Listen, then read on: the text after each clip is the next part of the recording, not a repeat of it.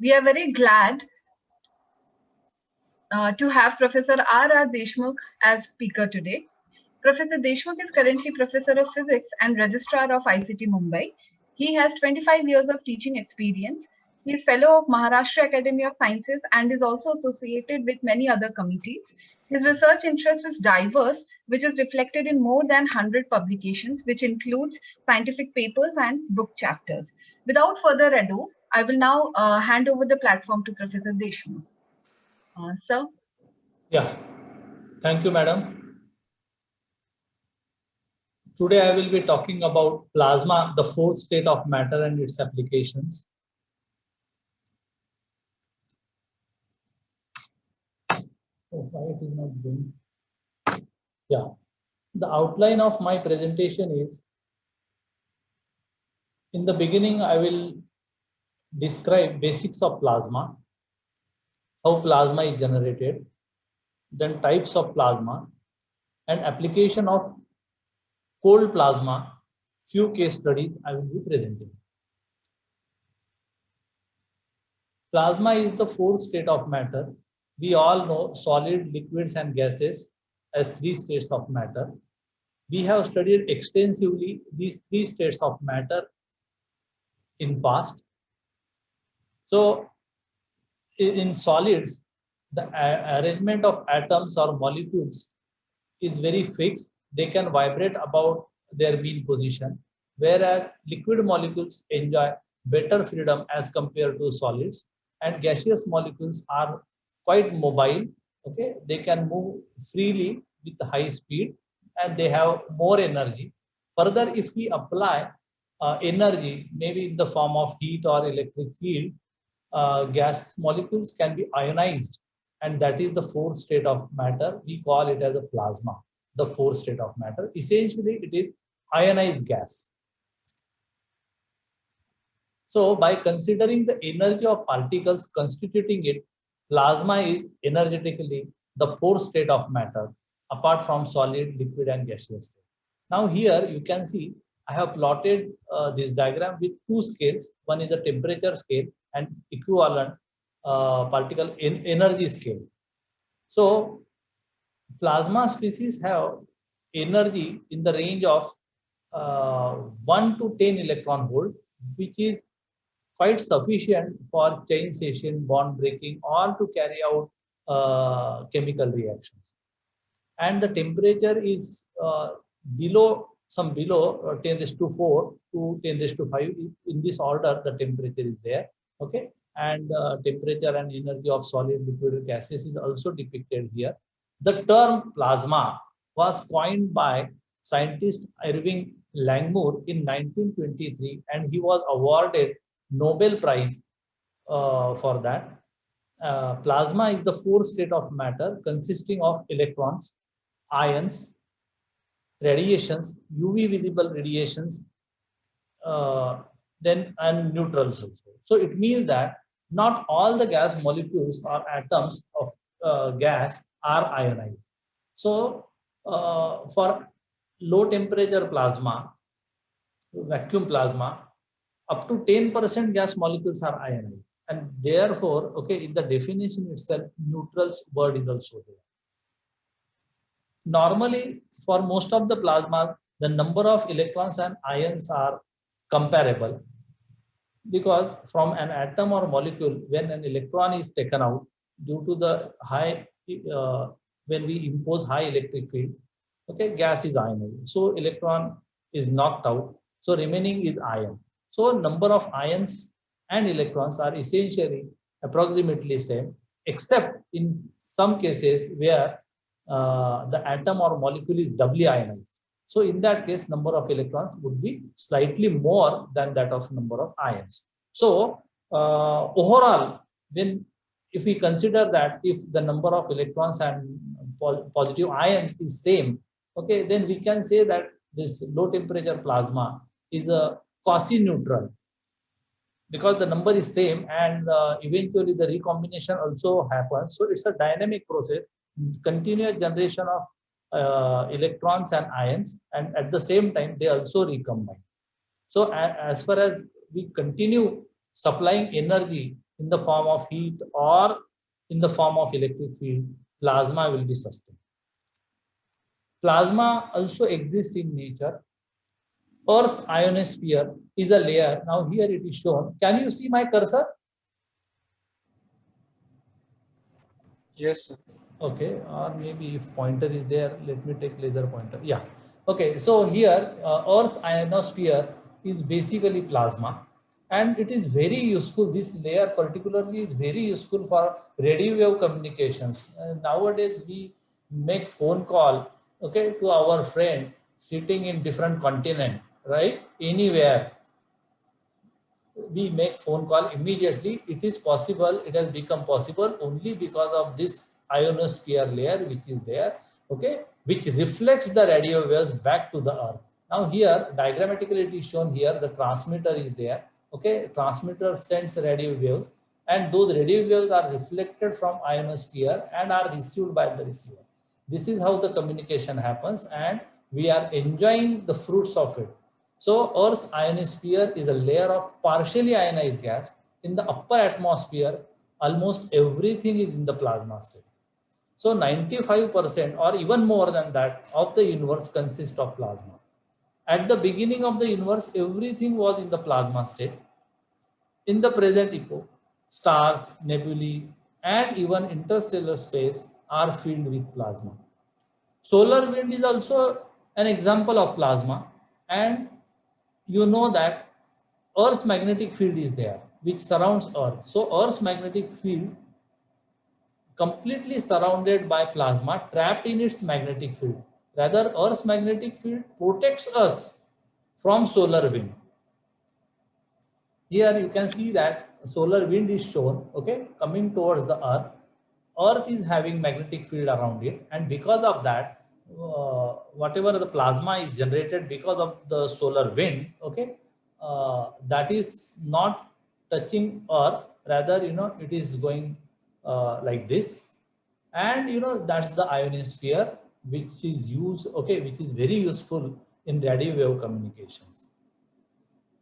However, we do find plasma on Earth that at poles north and the south pole, because these solar winds can reach to the poles, okay, like this. It is shown in the next diagram, and the speed of these highly energetic particles, okay, so solar wind is in the range of 400 kilometer per second to 800 kilometer per second. Tremendous speed is there, but we are protected because of Earth's magnetic field. Yeah, plasma state on sun, that we are aware about, and we can also see glow around it, that is also plasma, and this is particularly observed when there is a total solar eclipse or partial solar eclipse. That time also we can see glow around sun because of very high temperature. The gas which is present on the surface of sun, okay, is also ionized, and that is seen during solar eclipse. Lightning is also an example of plasma, where negatively charged cloud is there, and that comes to the earth when there is a lot of friction, and it generally follows the low resistance path, okay, to reach to the earth. And when it reaches to the earth, it also goes back, okay, not all the time but sometimes. And here you can see that returning back wave here in this video after touching. Yeah, okay. So lightning creates, the nitrogen which is present in the air, okay, the nitrogen is transformed into nitrogen oxide compounds, which can be then absorbed by plants. So this is the advantage of lightning, that it converts free nitrogen into nitrogen oxide. There is a very high voltage. Yeah, here you can see the aurora borealis plasma at poles. So solar wind can reach at the poles, and because of that plasma is generated, and you can see a different colored light, okay, at the pole when this phenomenon happens. Not always, but whenever it happens, okay, that time at poles we can see this kind of color. However, this plasma can also be generated in laboratory, and plasma can be classified into two categories. The first one is thermal equilibrium plasma, which is generated normally at high pressure greater than 10 torr. We call it as a thermal plasma because its temperature is high. So at high temperatures, gas becomes fully ionized. So here the percentage of ionization of gas molecules is very high, and sufficient number of electron neutral inelastic collision occur. And when a large number of collisions are there, so there is an effective transfer of energy from these energetic electrons to the neutrals, and they can also be ionized. So when there is a transfer of energy in plasma species, it means that the temperature of ions and electrons is almost same. So here T suffix E is electron temperature and T suffix I is ion temperature. So in thermal plasma or thermally equilibrium, that is why it is called as a thermal equilibrium, because electron temperature and ion temperature is comparable. And why it is so? Because of sufficient number of electron neutral inelastic collisions which transfer energy from electron to the ions. So the example of it application is thermal plasma spray coating. Also, this plasma, thermal equilibrium or high temperature plasma, can also be used in cutting, drilling, welding of metal sheets. We also have thermally non-equilibrium plasma. We call it as cold plasma, low temperature plasma, where partial vacuum is maintained less than 10 torr, or this cold plasma can also be generated at atmospheric pressure plasma. When it is generated at atmospheric pressure, we call it as a atmospheric pressure non-thermal, means cold, atmospheric pressure cold plasma or atmospheric pressure non-thermal plasma. And in this non-equilibrium plasma or low temperature plasma, the percentage of gas which is ionized is up to 10% only. So less number of electron neutral species inelastic collision results in insufficient distribution of energy of electron among all plasma species. And because of that, electron temperature is very high, very high as compared to ion temperature. And the size of electron is negligible if you compare the size of ion or atom or molecule. And because of that, the overall temperature, the gas temperature we call, okay, as the overall temperature is around room temperature only. So electron temperature is high, of the order of 10 raised to 5 Kelvin, and in atmospheric pressure or low pressure, low temperature plasmas, subtype is there. We call it as a tissue tolerable plasma, and it finds application in sterilization of wounds or in dental treatment also, where sterilization sometimes becomes difficult.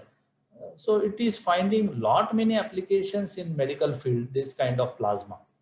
So the examples of non-thermal or cold plasma are DC plasma, RF glow discharge plasma, neon lamps that we see on the boards, okay, ionosphere, aurora, atmospheric pressure plasmas like dielectric barrier discharge, corona discharge, microplasmas, and so many okay, are there. Typical components, components of a typical low pressure plasma reactors are shown here. So for low pressure plasma, you need to have a vacuum system. So pumping mechanism has to be there, and you can, insert some gas or monomer vapors into that. So you can create, say, oxygen plasma or argon plasma, nitrogen plasma, or in whatever organic vapors you pass into this chamber, okay, of that. And pressure gauge is also fitted to know the vacuum level. And what is required is that you need to apply high voltage, okay, to these two plates which are there inside the vacuum chamber. So pulse generator and power supply is required. And you cannot directly deliver power from RF power supply to the plasma reactor. The reason is that unless the output impedance of RF power supply is matched with the input impedance of the system, maximum power will not be transferred. So we call it as a maximum power transfer theorem, where if these two impedances are matched, then only the power is transferred. Otherwise, the power will be reflected back from the vacuum chamber to the power supply. The job of power supply is to deliver the power to the system and not to accept. But when the matching if the matching network is not there, the power will be reflected back to the source and it will certainly damage the source.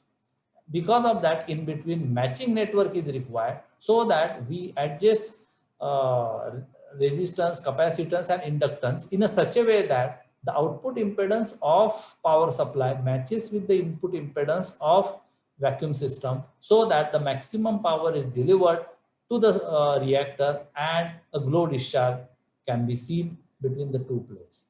Then we need to diagnose what plasma is about. And whatever the sample is treated in the chamber, that surface, okay, we need to analyze, okay, diagnosis by various techniques that we need to do. Also, we have atmospheric pressure machines. Typical atmospheric pressure non-thermal machine is like this. Okay, there are two electrodes, upper electrode and lower electrode.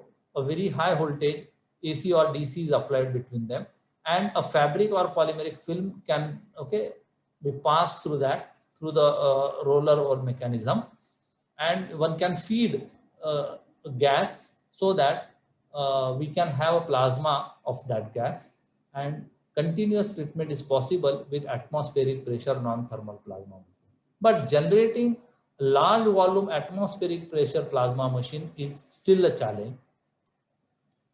I am not going to describe what are the challenges, but to overcome those challenges, here in the upper diagram, it is shown that the modular kind of system, okay, modular electrode system, the pair of electrodes, a series of pair of electrodes are fitted in such a way that the fabric which moves through these electrodes experiences uniform kind of plasma. We call it as a pseudo-uniform plasma.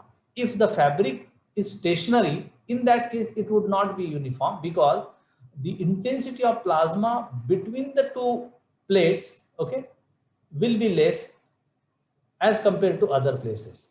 But when the fabric moves through such system, it experiences uniform plasma. The reason is that the fabric will be exposed to the electrode part as well as the interspacing between the electrodes equally when it moves down. So for fabric, it is uniform plasma. And another advantage is that when you have a such large number of pairs of electrodes, you can have a separate devoted power supply for each pair of electrode. And this series can be increased, maybe 2 meters or 3 meters wide also. But if you just have 2 feet wide fabric, then you can switch off other power supplies, okay, and you can just ignite plasma, okay, having width just 2 feet. So here you can save power depending upon the fabric or the polymeric film width. And the space which is there between these tiny electrodes that you can see, okay, that acts as a cooling mechanism. So if a large electrodes are there, so you need to apply very high electric field. Here the electrode size is small, and for each small pair of electrode, a small power supply would be sufficient, right? So heating effect can also be avoided because the electrodes are not continuous, rather in between the gaps are there, space is there, and that provides the cooling mechanism. And for continuous long size plates, okay, we will have to apply some cooling, we will have to make some cooling arrangement. So this modular electrode system dielectric barrier discharge is a very suitable kind of a plasma for continuous treatment of polymeric films or fabrics. Large number of applications are there for plasma, right from food processing, okay, printing technology, textile industries, packaging, automotive, tissue engineering, electronics, biomedical, okay, chemistry of new materials. So many applications are there, and few more applications are going to emerge with time. And I am presenting some of the applications here. Functionalization of nanomaterials using green technology, that is plasma, is possible. We can attach specific functional groups like carboxylic groups, NH2 groups, OH groups, halides, epoxy groups onto the nanoparticles, and such functionalized nanoparticles can find applications in polymer nanocomposite, biosensor, targeted drug delivery. Okay, one can create excellent dielectric films. Okay, it can be also used in cancer therapy, so that the drug molecule which is functionalized, okay, this functional group can go to that place and attach there, okay, and deliver the drug. So generally hydrocarbon based polymers are hydrophobic in nature, and for applications in packaging, membrane, textile, printing, etc., it is necessary to make their surfaces hydrophilic or more wettable. So chemical, mechanical, radiation methods are used, but they have a common disadvantage that these techniques can affect bulk properties of polymer. Chemical method requires disposal of polluted water. So it is necessary to look forward for surface modification technique for polymers and textiles, which will modify surfaces as per our requirement without compromising mechanical properties. Okay, because polymers or any material which is selected for any application, okay, normally its bulk properties are considered rather than the surface, and then the surfaces are altered suitably. So plasma processing of polymers, okay, is the solution, and it can be created in laboratory by applying high voltages, either AC or DC, RF high frequency, microwave frequency. At ICT, we use RF cold low temperature plasma for modification of polymers and textile surfaces. We also have atmospheric pressure glow discharge and plasma torches at ICT, and we have developed 360-degree rotating plasma reactor at ICT, so that we can process nanoparticles in plasma environment. And these are the photographs. Okay, this is bell jar kind of a plasma reactor, and this is plasma torch, that you can see plasma flume is coming out. The advantage of plasma torch is that any odd surface can also be treated. Okay, it's like just a torch, and you just have to throw light on that odd surface. So that restriction is not there for atmospheric pressure plasma. So the attractive features of plasma processing are: changes are limited to top few molecular layers, bulk properties remain unaffected. It is a single step, all dry process to minimize waste, applicable to virtually any solid surfaces or nanoparticles. The treatment is highly conformal, highly cross-linked, and pinhole-free films can be obtained. Excellent film thickness control is possible using plasma polymerization technique, and wide range of film chemistry that you can play with the help of pulsed plasma polymerization. So what happens into the plasma environment? Okay, we have tried to show all the mechanisms in one diagram. So when argon or nitrogen kind of gas is inserted into the plasma, at that time essentially etching of surface occurs due to chain session and bond breaking. Surface becomes rougher, and on such rougher surface adhesion, okay, can be improved. However, when we pass like oxygen kind of a gas, or which can create some functional group, some monomer vapors, okay, which can create some functional groups, okay, then that is deposited onto the surface, and through these functional groups the surface interact with the surrounding. Or we can have a very thin layer deposition, okay, using the technique of plasma polymerization. So here some intermediates are formed, oligomers and all those things, and then finally the very thin polymeric layer on the substrate. So depending upon what type of gas or monomer we are passing into the plasma reactor, okay, the situation will be. either etching or deposition or functionalization. So there is a competitive etching and ablation process. We call it as a CAP. So this is what happens. The reactive species collide with the material surface. Okay, this is a polymeric film, and plasma species. Okay, the energetic electron hits the surface. Okay, chain session bond breaking happens. Okay, and you can see here the radical formation also. So surface chemistry is important, and that we can play with surface chemistry using plasma processing. It is important because sometimes we need to have surfaces hydrophilic or hydrophobic depending upon application. Plasma, this surface chemistry is important from biomolecules immobilization point of view to make surfaces biocompatible, or for enhanced cell growth it is required. For drug delivery, creating non-fouling surfaces, particularly for membrane application, creating antibacterial surfaces, antimicrobial surfaces, biosensors, tissue engineering, membranes, protective coating, and so on and so forth. Attempts to control film chemistry, people have varied these parameters like power, monomer pressure flow rate, substrate temperature, bias, substrate biasing, substrate location in the plasma zone, and could achieve variation in the film chemistry to a certain extent. Our approach was variable duty cycle pulse plasma, and we could vary surface chemistry to a greater extent using pulse plasma polymerization. So what is pulsing of plasma is that for certain millisecond, the plasma is on, and for certain other millisecond, plasma is off. And then that period or the cycle continues on, off, on, off. And this on-off duration can also be varied. So when the plasma is on, the energy is continuously supplied, species are generated. Even when the plasma is momentarily off for a few milliseconds, the active species which are there, they continue reaction, okay, and the next pulse arises before all the species are exhausted, okay. So that continues. So the duty cycle is defined as the plasma on time divided by plasma on plus off time into 100 is the duty cycle. So by varying duty cycle systematically, one can vary film chemistry. So sequential change in duty cycle leads to large scale progressive change in film chemistry, whereas all other plasma variables held constant.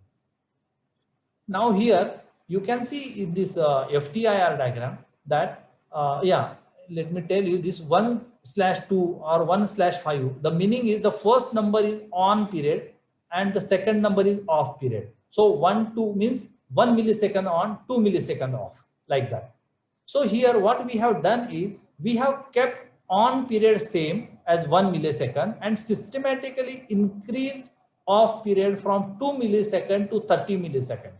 So when we reduce off time, it means that further monomer fragmentation is avoided. And in this case, we had selected allyl alcohol as a precursor monomer because we wanted to deposit a film of polyallyl alcohol. So obviously we were expecting large number of OH groups onto the surface, and because of that we had selected this precursor monomer.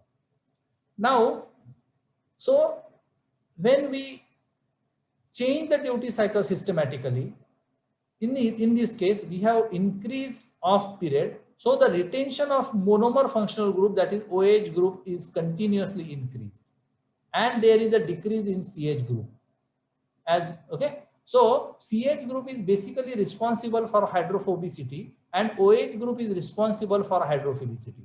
So when we can sequentially and continuously increase the degree of hydrophilicity, with this by systematically varying the duty cycle, and that is seen here in this diagram. We have measured contact angle with respect to off time. So as we increase the off time, contact angle decreases. It means that the surface is becoming more and more wettable, and that is seen from FTIR that large number of OH groups are deposited on the surface, or they are maintained rather, okay, from the precursor monomer for 130 pulse, 1 millisecond on and 30 millisecond off.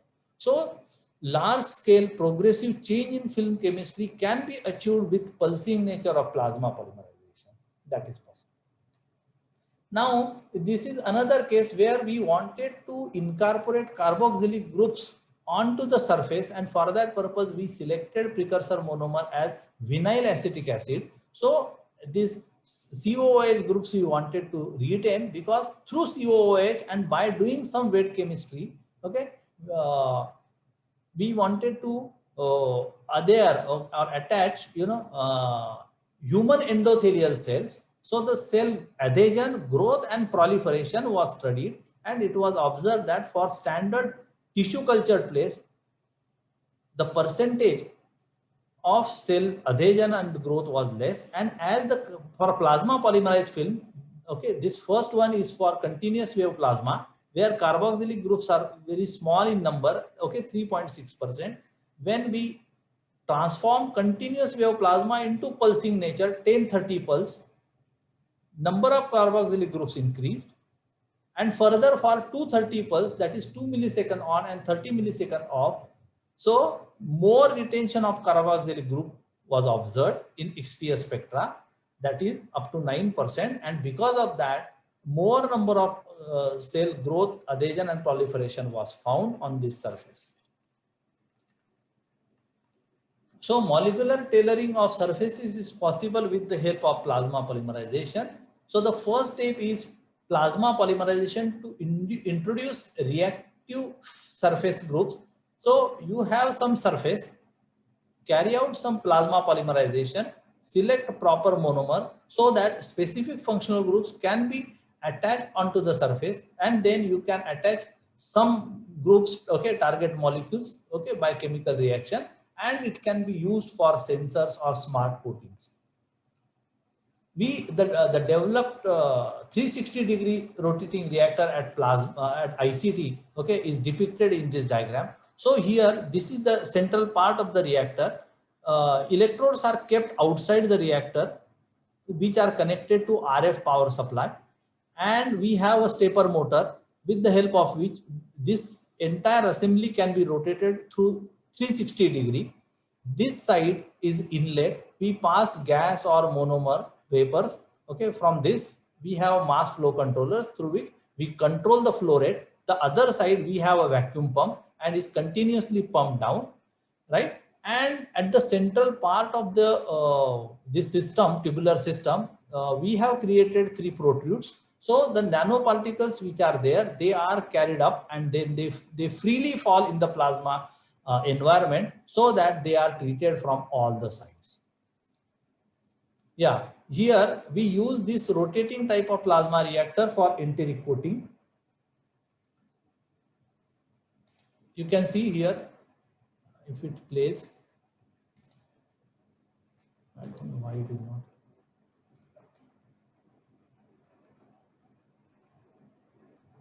Actually, it was working, I had tested.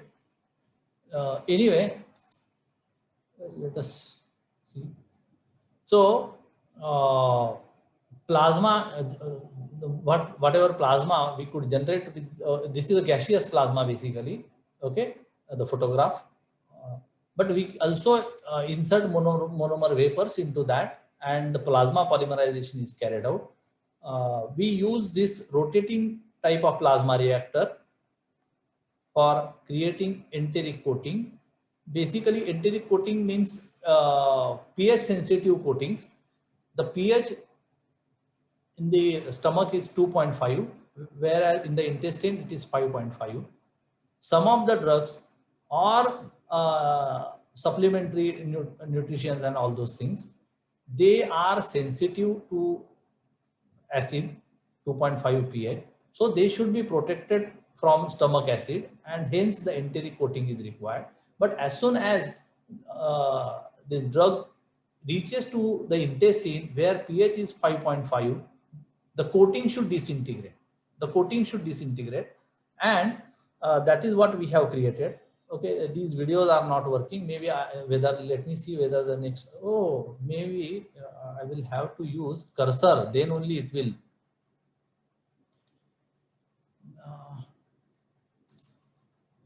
Yeah, okay. Yeah, here you can see now the 360-degree rotating reactor. And in these other video, okay, I have stopped rotation just to show you the pulsing nature, the flickering of light, the pulse plasma. Okay, now I got it. Okay, so what we did is, in order to visualize the efficiency and working of coatings on nanoparticles, we coated red dye particles, because red dye particles, when put in water, okay, in the liquid, it will show some color. So for that purpose, we selected red dye particles and were coated in a rotating reactor. So here the pH in the beaker solution is 2 pH, close to whatever the pH is there in the stomach. And when we put red dye particles, what happens, you see, sorry, here the left hand side is uncoated and the right hand side is a coated one. See, the uncoated dissolved, the coated one didn't show any color. However, when we add buffer solution to adjust pH 4.5, which is equivalent to the pH in the intestine, the coating disintegrates, and you can see that when the pH is adjusted, the dye molecules which were coated, the coating removed and showed color. So this proved that the coating was uniform, conformal and pinhole free. Even cracks were not there. If cracks would have been there, okay, at the first instant, you would have seen some color in the right hand side beaker. So this shows effectiveness of coating. We also modified carbon black using carboxylic acid, plasma processing only. Okay, we incorporated COOH groups. So after incorporating COOH groups, you can see that how these carbon nanoparticles are well dispersing in water, untreated are not dispersing. We can do exactly opposite thing. Zeolites can be, okay, are hydrophilic in nature. As soon as we put zeolite particles, they are distributed very well. However, we have transformed zeolite particles, okay, into hydrophobic ones, super hydrophobic rather. And for that purpose, we used perfluorohexane monomer. And here you can see that they are floating on the surface of water. So with the help of plasma, we can transform hydrophilic surface into hydrophobic, or hydrophobic into hydrophilic one. This is the demonstration of adjusting degree of hydrophilicity of, okay, using C6F14 plasma coated TiO2.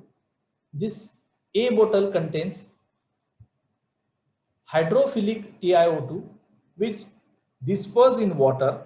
So here we have added water as well as hexane. So TiO2 is dispersed in water and has not gone into hexane. However, you see this B. So okay, before that we'll see C. In C, TiO2 is made hydrophobic to disperse in hexane only.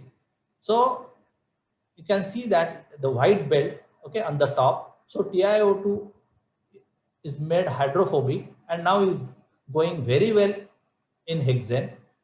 And at the center B, what we have done is we have adjusted the degree of hydrophobicity moderately in such a way that this TiO2 can go in both the phases, water as well as hexane. So degree of hydrophobicity can be adjusted by adjusting duty cycle, so that we, okay, with duty cycle we adjust the chemistry. This is another experiment where we wanted to control pore size, and also we wanted to have certain functional groups around the pore. So in the market, minimum size, pore size available was 200 nanometer. This is a single pore silicon membrane, and the minimum size available was 200 nanometer. We wanted this size to be just 10 nanometer. So what we did is we carried out some plasma polymerization, and thereby, because of coating, okay, this diameter reduced, okay, from 300 nanometer was available, 300 to 190 nanometer to 120 nanometer in 30 minutes, and finally in 21 minutes of deposition, okay, we could get diameter of just 10 nanometer. And then this single pore membrane was used, okay, to separate out DNA or biomolecule. So under the influence of electric field, so what we did is basically at one side, okay, in the solution, these biomolecules were there, and under the influence of electric field, those biomolecules were attracted towards the pore, and one by one that biomolecules were passed from one side of the membrane to the other side under the influence of electric field. But as and when this biomolecule, okay, enters into the pore, momentarily till that time period, the current drops. And wherever you find that there is a decrease in the current, okay, these pulses kind of thing, okay, so that's the time, okay, when the DNA cross the barrier. And for that purpose also we use pulse plasma polymerization, and here you can see for continuous wave plasma or 1.5 pulse or 330 pulse, okay, the film chemistry is different from XPS diagrams that you can see, and for 330 pulse we could get maximum carboxylic groups, okay, onto the surface, so that the biomolecule can be attracted towards the pore of the membrane. We have also created highly antimicrobial surfaces using plasma polymerization of diphenyl diselenium. So uncoated sample, this is basically the coupon or a very small piece of a implant silicone. On untreated sample, you can see tremendous growth of Staphylococcus bacteria, and on uncoated one, and on plasma coated, that is plasma polymerization of DPDSE, you can see that there is no growth, and here you can see a zone of inhibition for plasma polymerized sample, and this data graph presents here for untreated. The growth of Staphylococcus aureus is of the order of 10⁵ to 10⁶. And when the same sample silicone was, the implant was coated with DPDSE, it was just few hundred. So dramatic decrease in bacterial load was observed as we increase the change the duty cycle, and we could increase percentage of selenium on the surface for 10 to 50 pulse to 9.7. And this selenium is a very important micronutrient. We have also studied the leaching of selenium into the blood, and we found that the leaching is negligible, and it is far less than whatever the amount of selenium as a micronutrient we need. It is far less than that. So there is no harm, even if with time, if some part is leached out, is not harmful. So when we create such highly antimicrobial surfaces and the implants, okay, like that, so the microbial load will be very less, and less amount of antibiotics would be required after the implant, okay, is inserted into the body. There are large number of applications of plasma processing in food and agriculture. I am not going to cover it because the director, Jalna Center, Professor Uday Annapure, and myself, we are working in this area. The highlighted in red, okay, that is the area that we are working at ICT. But on some day, maybe Professor Uday Annapure can deliver a talk on applications of plasma in food and agricultural, but I have just listed so many applications are there in this area as well. So plasma processing can also be used for modification of textile materials. For example, 100% polyester is hydrophobic in nature. After 1 minute also, the droplet remain like that. For oxygen plasma treated sample, okay, the water absorbed very well. we have also modified wool fabric. The dyeing on wool fabric is very difficult due to the scales which are there on the surface. So chlorination, wet chemical treatment is given, but then it creates pollution and the disposal of polluted water. So plasma treatment can modify surfaces, creates surface roughness, and incorporates some oxygen containing functional groups so that the dyeing can be improved. Here you can see that the wicking or the capillary height is increased for plasma treated samples of wool, and for untreated there is no increase in capillary height. So it means that when the surface becomes more wettable, okay, the dyeing would be easy. Nature is our great guru. In nature, we have seen super hydrophobic surfaces. Can we create such super hydrophobic surfaces? Yes, with plasma polymerization, we can create hydrophobic surfaces also. So untreated surface is quite wettable, but after plasma treatment, we prepared them quite hydrophobic one, and they remained hydrophobic even after 20 or 50 washes. This is another example. The cotton fabric untreated, the first water droplet was put. By the time we put second droplet and click the photograph, the first one was completely absorbed, that you can see. And when this cotton fabric was treated in dichloro-difluoromethane plasma just for 1 minute, you can see, okay, super hydrophobic surface that we could make. And we put 1, 2, 3, 4, 6, 7, 8 drops, and still the first drop remained like that hydrophobic. Okay, so no absorption of that, and we added little dye just to take a photograph for better contrast. So we have created super hydrophobic surface also. Now here you can see that this is quite hydrophilic one. Okay, in the first video you can see, and here the surface was transformed to hydrophobic. Another sample, okay, that you can see here, it is quite, yeah.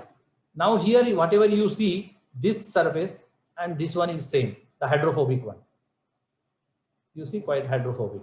So from hydrophilic we have transformed into hydrophobic, super hydrophobic. It is so super hydrophobic that you can just take out that water droplet, okay, using tissue paper, and the surface is totally dry. So for various applications, polymers and textile materials that we need to modify, because these materials are selected for various applications considering their bulk properties. Surface properties may not be suitable, so we need to modify surface properties. But remember, while carrying out modifications, we have to remember that people buy fabrics the same way they buy fruits and vegetables, by look and feel. So whenever we do any kind of work, so the feel or the look should not get hampered. Okay, if possible, it should get enriched, but no compromise on the feel and the look. Thus, our research efforts are continuously to add value to science and technology and make life more comfortable. It may not bring Nobel Prizes, but certainly make life richer. And many people say that whatever the invention, okay, like X-rays or something, or the benzene ring structure, okay, all these things happened by accident. But let me tell you, it is not by accident, but purposeful efforts leading to accident is important. So William Roentgen was doing some experiment, right? And he had kept photographic films in the drawer, okay, in the black envelope, and he was doing some experiment. When he wanted to use those photographic film, he saw that they were developed, and then his curious mind started thinking and did some more experiment, and then finally, okay, he got the answer that whatever experiment I am doing must be emitting some radiation which are capable of passing through the black colored envelope and damaging my photographic film. So he was not sitting idle. He was not sitting idle, and his presence of mind was there. So purposeful efforts leading to accident is important. And if somebody is saying that nahi, aisa hi hota hai, okay, it's by accident only, it is not like that. Presence of mind, continuous effort, okay, so that is more important. And whatever we can do, okay, we should be always moving. Small maybe our step can be small, but keep moving. This is what I want to give message. Thank you. Thank you for hearing me. Thank you very much, sir, for this intricate seminar. So now the floor is open for questions. So if you have any questions. Yes, Dr. Girish here. Yes, sir. Excellent presentation, sir. Thanks for finding a time out of your busy schedule for us. So when we treat some nanomaterial with plasma, Yeah. that demonstrates some nucleation effect when it occupies the sites in the polymer network. What is the reason, and will it be a more because it demonstrates impact on properties even though it is nucleated? Okay, so what is the reason that nucleation occur when it is treated and it goes inside the host system of polymers? Okay. See, when film formation occurs, the nucleation begins at the site of nanoparticles. Okay, and maybe sometimes you get spirulitic structure or different kinds of structures. And one more thing I want to add is if you just compare nanoparticles, okay, just like that, putting into polymer matrix and functionalized nanoparticles, the difference would be these functionalized nanoparticles, are covalently bonded with the substrate polymer, and thereby whatever properties are there, maybe electrical property or mechanical property or thermal properties, okay, those property can be enhanced few folds than just by putting simple nanoparticles into that. Of course, okay, the structures are developed when nanoparticles are put into the polymers, like spirulitic structures and all those things through nucleation. Okay.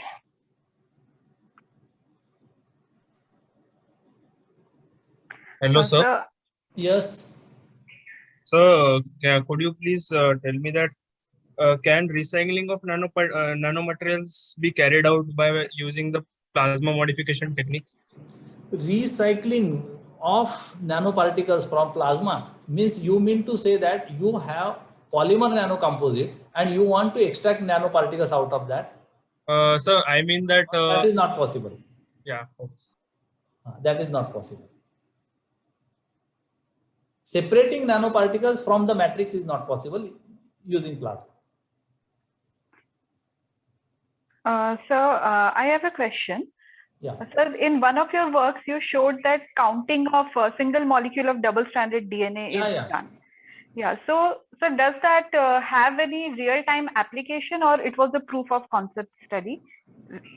Just to explain the biomolecule analysis, or counting of DNA can have any application?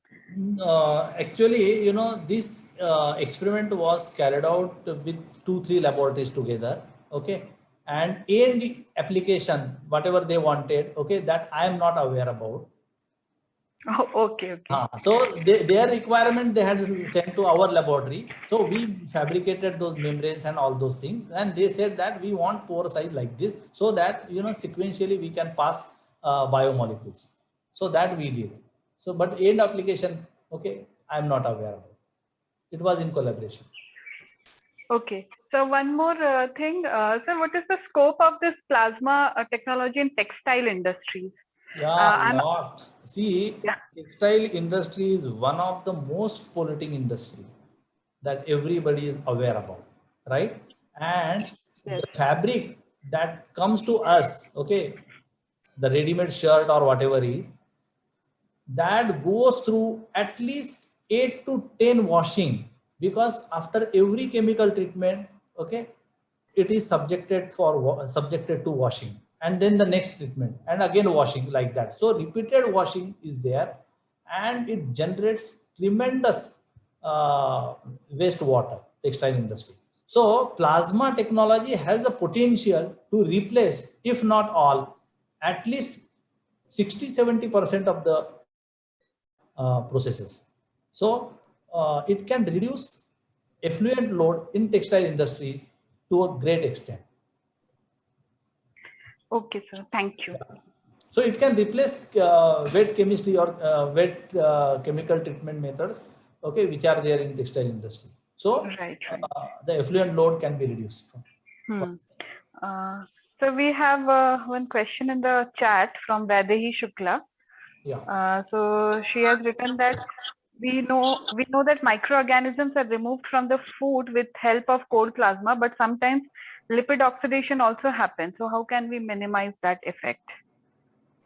Yeah, see, let us consider some food atom, okay? Plasma will just sterilize surface, right? There could be some oxidation, lipid oxidation will be there, and that will be also at the surface level only. Inside, okay, it is not going to affect. So we have to weigh the risk and the benefits in this situation. But we cannot avoid. At the most, you know, we can use some, instead of oxygen plasma, okay, to avoid lipid oxidation, we can use some inert gas plasma like argon or nitrogen plasma, okay, that will sterilize the surface and the lipid oxidation can be minimized, but cannot be avoided, can be minimized. Right. So there is another question. I don't know from whom because it's his or her phone's name, Oppo, that is being displayed. Anyways, the question is how is cold plasma generated in laboratories? Please explain. Yeah, that is what I explained. See, there are various ways that you can generate cold plasma in laboratories. Either you can apply AC electric field. In AC also, you can have frequency around 1 to 100 kilohertz, or you can have directly in radio frequency 13.56 megahertz, because in RF only this frequency is given for this kind of work, laboratory experiment. All other RF wave frequency is assigned for communication purpose. If we use any other frequency other than 13.56 megahertz, any other frequency in the radio wave range, then it is going to interfere with the communication. Okay, so as far as RF plasma is concerned, this fixed frequency 13.56 megahertz is used, but in kilohertz frequency, any frequency can be used.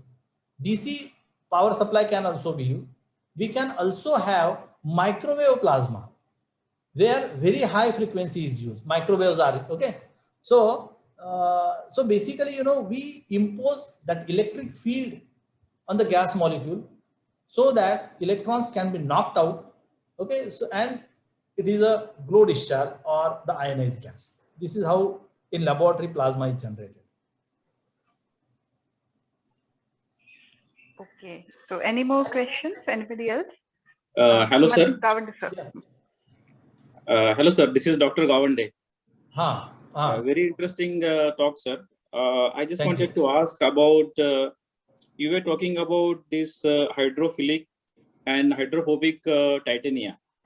So what are the applications of this and how they are differ from these reported protocols?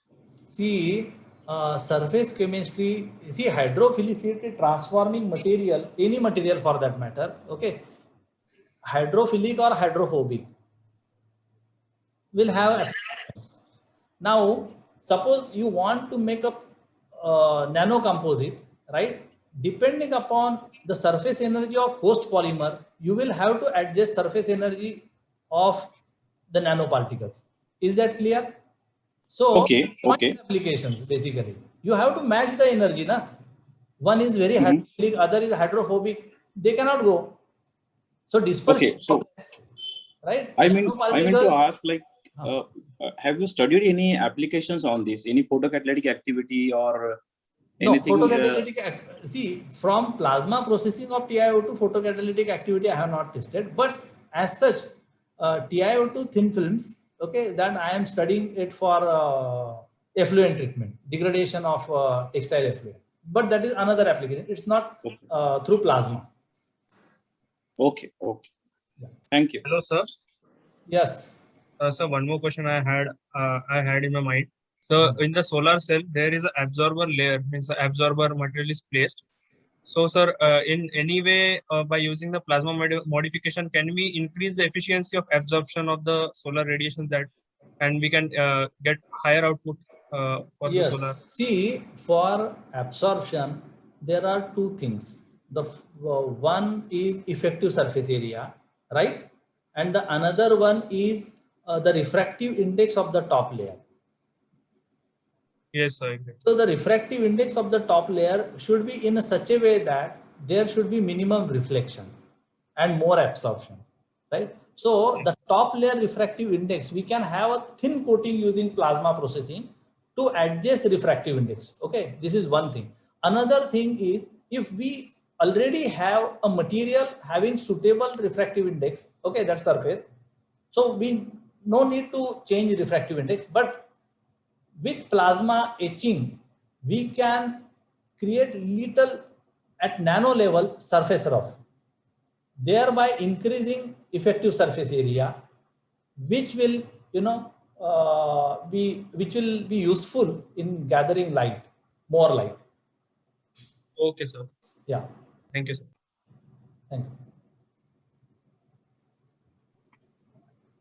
So anyone else who wants to ask something? Any question?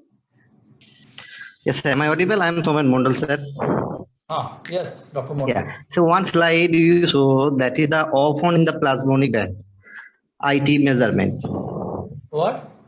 In IT measurement, one side you show off on, plasmonic off on. On, off. Okay, pulse plasma. Yeah. So can I distinguish which one is the photoelectric effect and which one is the plasmonic effect? Which one is? Photoelectric effect. Suppose I am measuring the IT with using some light, and I am measuring the IT, and it's showing the same behavior. Which one is the plasmonic and also the photoelectric effect? So can I distinguish somehow? I'm not getting your question. I'm not getting your question. And when you measuring, suppose IT measuring. IT measuring means what? Current versus time. So off on, off on. On off. Okay. Yeah. So suppose there are some materials with gold electrode, and I am putting some material in that of this electrode, and I am irradiating some light, and I am measuring such off on measurement. So that is for the photoelectric effect, or that is for the plasmonic effect? Can we measure that thing? Can we distinguish that thing? Probably not. Yeah. Because one of my studies, I am facing such type of this problem. That's why I'm asking. See, basically what happens, at plasma, what happens inside the plasma, okay? Yeah. We do not have those tools to know what is exactly happening. So difficult to tell. Yes, sir. Yeah. Thank you, sir. Yeah. We analyze surfaces when we take out from the plasma. So what happens actually at the site? So understanding that is still difficult. Oh, yeah. But okay. Once the plasma treatment is done, then we take out sample for characterization, and then we know about the surface. Not in situ. In situ characterization is still, at a preliminary stage. Okay, sir. Thank you, sir. Okay. Okay, so any more questions? Especially from the students.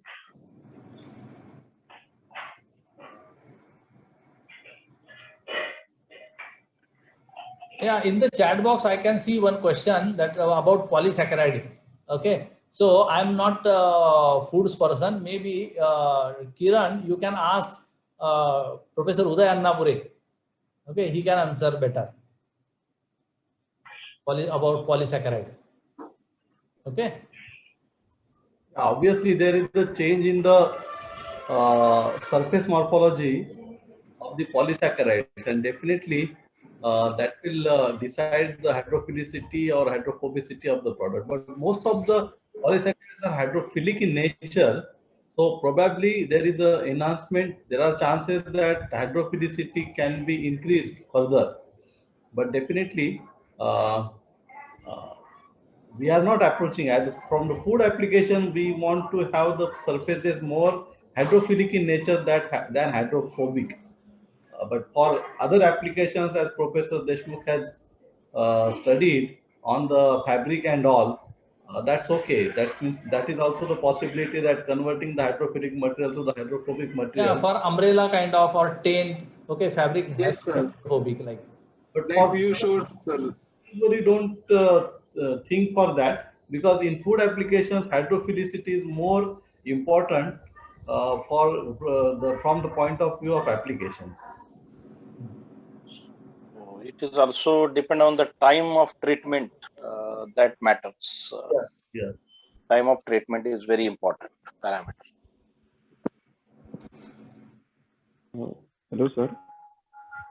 Yeah. Yes. Ayush Gulani. Ayush Gulani, sir. So, sir, my question was, in case of that wool scales, like we are increasing the hydrophilicity of that wool. So, what exactly the plasma do to soften that curves or breaks in that wool? Wound healing. You are talking about wound healing? Wool, sir. Wool. Okay. See, wool structure. Wool has a typical scales. Okay, just like you have seen scales on fish. Okay, the similar structure is there on the wool surface, and it is a protein fiber. Okay, so the outermost one is a hydrophobic in nature, so difficult to wet and dyeing is difficult. So chlorination treatment is given to the wool. So what plasma does is basically, it incorporates oxygen containing functional groups onto the surface, and also etching of the wool. So the outermost layer of that protein fiber wool, okay, which is hydrophobic one, okay, that is etched out, and then surface becomes more wettable, and then the dyeing can be done easily, and better shade can be obtained. Okay, so it's just plasma is just removing its outer layer. Yeah, it is etching. Okay, the removing outer layer, which is a hydrophobic one, and also incorporating oxygen containing functional group if it is oxygen or air plasma. Then finally, whether the surface will become hydrophilic or hydrophobic, that depends on what type of gas or monomer that we are using to generate plasma. Okay, because both the phenomenon can be obtained, hydrophilicity as well as hydrophobicity. Yes, sir. Thank you, sir.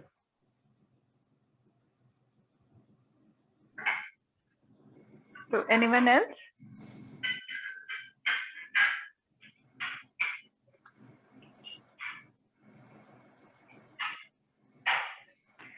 So, if we don't have any more questions, so thank you very much, sir, from the whole ICT Marathwada campus for this wonderful talk and this long discussion.